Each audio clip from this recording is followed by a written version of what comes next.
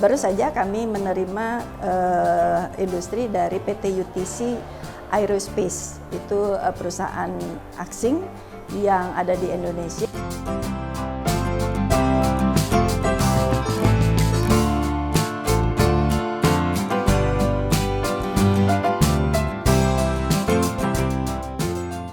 Awalnya kalau pemasaran sih kita memang ada kewirausahaan yang dicoba dibangun juga untuk bisa berbisnis.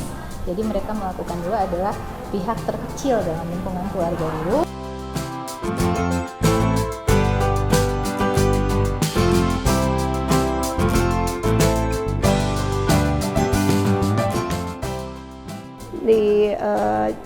Bisa digunakan oleh dua kompetensi keahlian, baik itu klinis dan komunitas dan juga farmasi industri. Selama pandemi, 5 laboratorium ini nyaris vakum.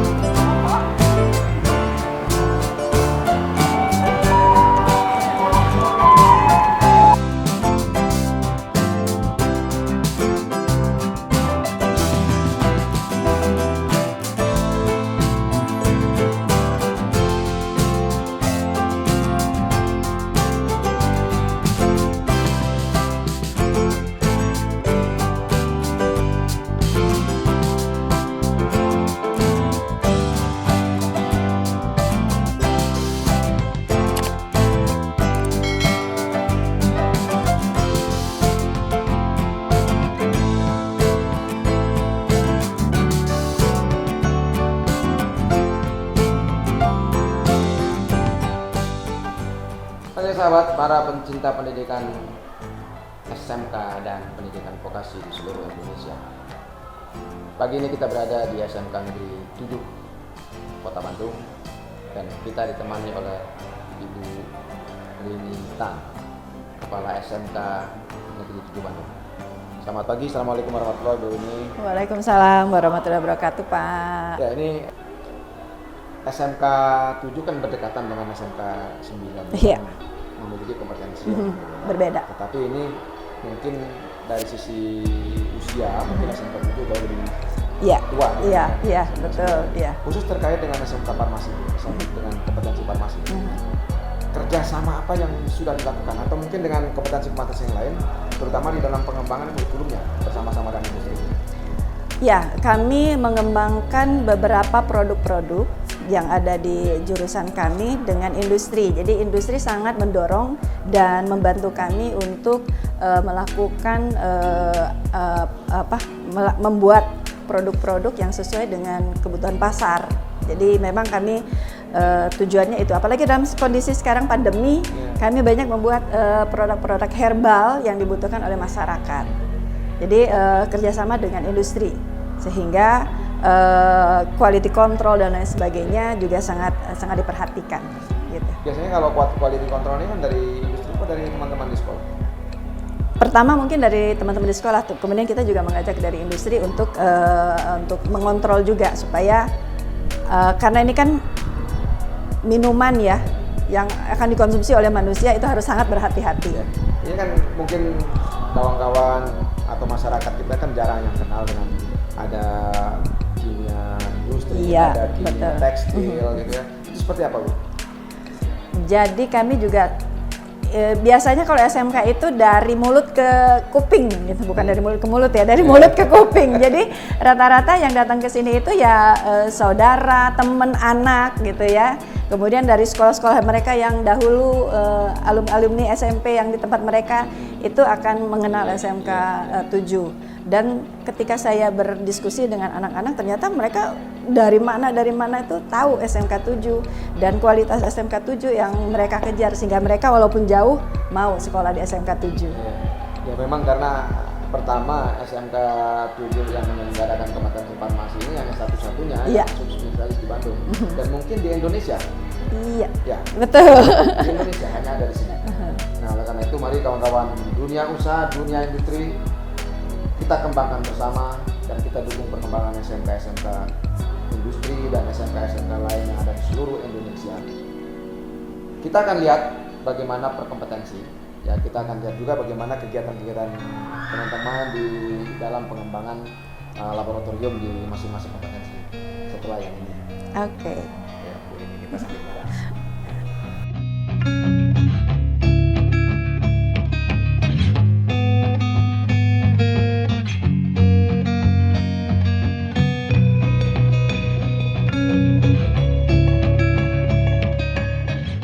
Ini, apa mimpi Ibu dalam mengembangkan SMK Farmasi ini atau kompetensi farmasi ini? Ya, ini jurusan yang luar biasa ya, jurusan yang luar biasa dan mereka mampu untuk membuat produk ya. Produk ini sekarang sangat dibutuhkan oleh masyarakat luas dan tentu saja kita punya kekuatan dan potensi yang ada dengan kompetensi-kompetensi yang sudah diberikan kepada anak-anak. Ini akan kami produksi massal, kemudian kita akan izin BPOM-nya akan kita urus sehingga kita bisa memarketingkannya ke yang lebih luas. Sekarang Bu, ini produk anak-anak kita ini kan sudah cukup banyak ya? Sudah cukup banyak. Gimana proses pemasaran dari produk anak-anak? Awalnya kalau pemasaran sih kita memang ada kewirausahaan yang dicoba dibangun juga untuk bisa berbisnis. Jadi mereka melakukan dulu adalah pihak terkecil dalam lingkungan keluarga dulu. Jadi dia melobi orang tua, akhirnya nanti akan merambat ke keluarga. Semua pihak keluarga sudah ke tetangga dan akhirnya baru mereka akan membuka skupnya sekolah-sekolah. Jadi kalau Bapak menanyakan apakah sudah memasukkan ke toko-toko, kita enggak, karena memang ada terganjal izin ya Bu ya, kita sudah usahakan izin karena ini memang masih masuk usaha kerjanya anak-anak. Kita tidak melakukan belum ke sana langkahnya, tapi langkah untuk perizinan memang lagi kita coba terus karena memang usahanya masih terganjal banyak lah kalau untuk perizinan. Ini Bu, ini sudah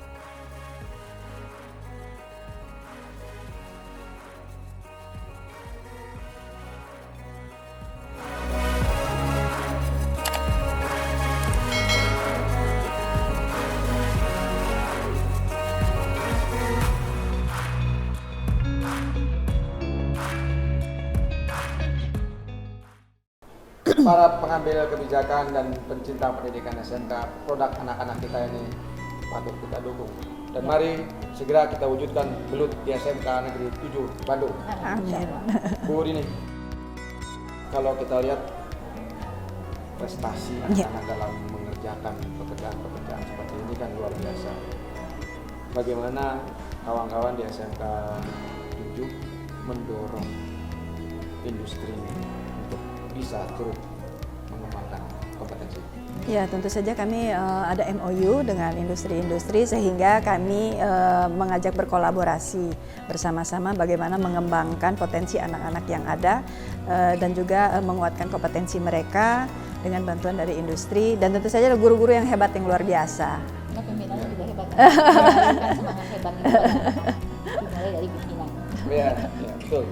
Kalau pimpinannya tidak mensupport kita untuk bisa berkarya, itu prosesnya tidak akan ada. Gitu. Kalau beliau mensupport sekali untuk melakukan ini, malahan sekarang lagi proses ya Bu di SMK 7 dengan pengen kurikulum Merdeka Belajar lagi diproses dan beliau selalu mengembangkan usaha itu gitu, untuk kita.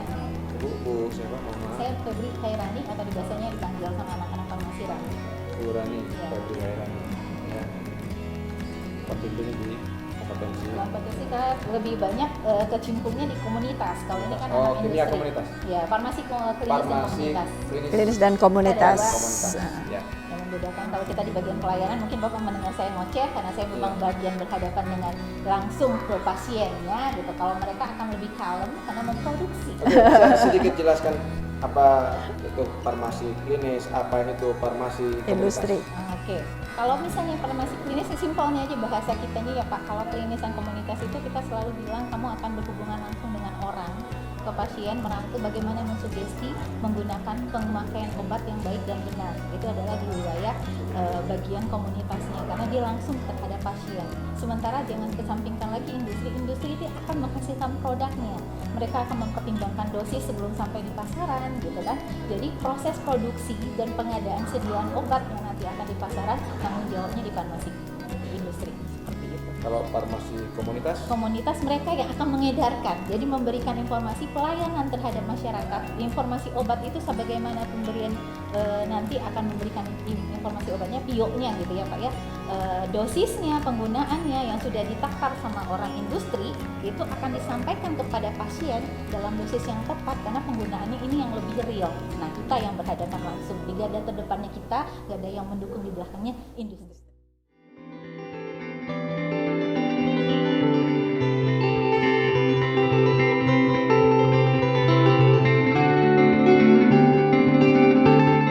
Bismillahirrahmanirrahim. Assalamualaikum warahmatullahi wabarakatuh. Nama saya Atun Uswatun Hasanah. Saya Kepala Laboratorium Kompetensi Keahlian Farmasi Klinis dan Komunitas.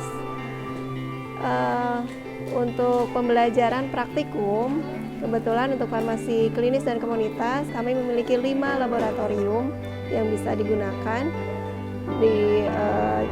Bisa digunakan oleh 2 kompetensi keahlian, baik itu klinis dan komunitas dan juga farmasi industri. Selama pandemi, 5 laboratorium ini nyaris vakum karena anak-anak belajar dari rumah atau BDR.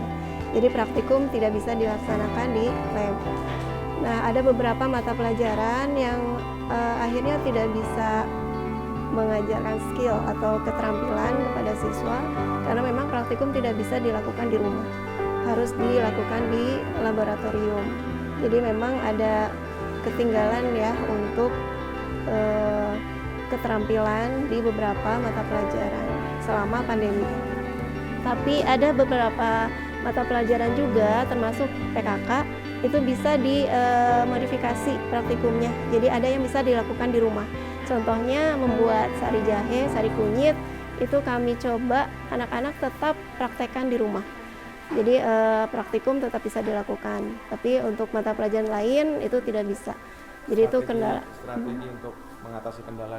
Ya, untuk mengatasi kendala ada yang dilakukan praktek virtual ya Pak ya. Jadi ada dicontohkan gitu. Jadi siswa melihat bagaimana prakteknya itu dari rumah.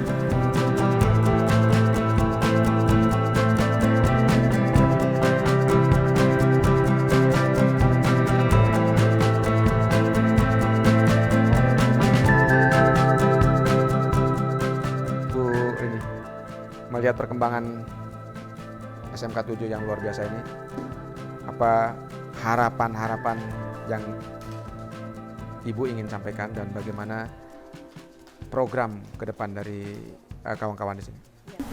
Apa ya, harapan saya tuh terlalu besar mungkin, tapi harus terwujud gitu ya, terutama untuk anak-anak. Anak-anak ini kita bina terus dengan kompetensi, terutama soft skill sekarang. Ya, kita kuatkan soft skillnya, karena ternyata industri itu soft skill itu yang nomor 1. Kalau soal kompetensi bisa diajarin dalam waktu 3-6 bulan sebetulnya. Tapi bagaimana anak-anak ini mempunyai kompetensi yang bagus, juga soft skillnya bagus, sikap, karakternya kita harus kuatkan. Dan saya berharap anak-anak ini bisa mendapatkan apa yang dia cita-citakan, yang dia inginkan setelah lulus dari SMK 7. Alumni di sini banyak yang sampai menjadi doktor. Jadi memang keinginan belajar mereka tinggi gitu ya, sehingga banyak yang sudah jadi doktor, kemudian S2, kemudian menjadi guru juga. Dan saya berharap anak-anak ini juga adalah penerus-penerus kita yang sudah tua-tua ini untuk terus mengangkat nama SMK Negeri. Oke, sahabat Tristan, para pemerhati SMK dan pendidikan vokasi di seluruh Indonesia, juga para pengambil kebijakan. Perkembangan SMK Kimia dan SMK Farmasi yang sekarang menjadi SMK Negeri 7 Bandung mengalami dinamika yang luar biasa.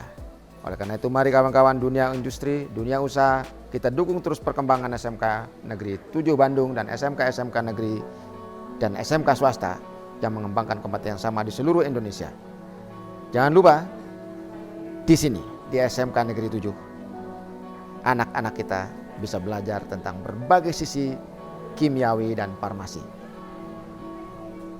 Ini adalah salah satu produk yang dihasilkan oleh anak-anak SMK Negeri 7 melalui Teaching Factory. Ya, produk Teaching Factory ini bisa diperoleh sementara secara online, tapi bisa juga langsung diperoleh di SMK Negeri 7 Bandung. Oke, ini produk dari anak-anak kami, farmasi industri, yang mencoba membuat produk dari bahan alam yang berkhasiat untuk kesehatan, boleh dijamin dan dicoba untuk khasiatnya. Ada jahe yang membantu mengurangi kembung dan masuk angin. Ada di sini juga sari temulawak, ada kunyit. Nah, ini semuanya bahan herbal yang sudah terbukti turun-temurun manfaatnya. Kalau mau mendapatkan khasiatnya, cobalah produk kami dari Teaching Factory SMK Negeri 7 yang dilakukan oleh anak farmasi industri dan komunitas. Dan bisa diperoleh di Bisa diperoleh di SMK Negeri SMK Negeri 7 Bandung. Oke.